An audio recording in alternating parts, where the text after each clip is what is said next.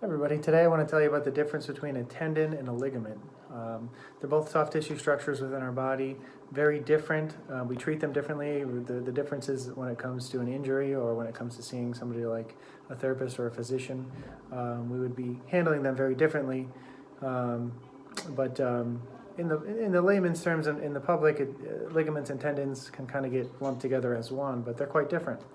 Ligaments are dense soft tissue structures that connect a bone to another bone. And the main function of a ligament is to prevent those two bones from separating or from moving apart, which is necessary. So for example, if I'm going to bend my wrist all the way down and then there's an external force pushes down on my hand, my wrist only goes so far because ligaments prevent it from happening, from moving further.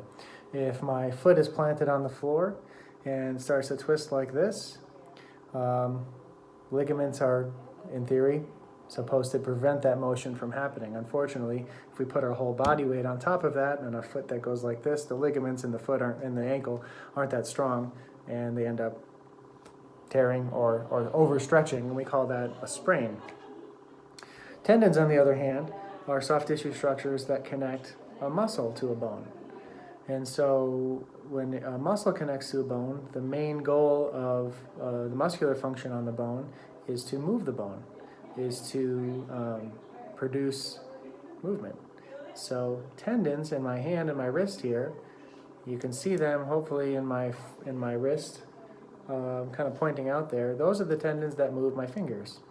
And so when I contract the muscles in my forearm, they produce movement of my fingers. And so in that case, the tendon connecting to the muscle, which is contracting, is actually pulling on the bones. Now, tendons and ligaments have to work together. Tendons are going to pull my bones, and ligaments are going to make sure that they're responding to external forces or to internal forces to prevent the bones from moving too far. So that's the difference between a tendon and a ligament.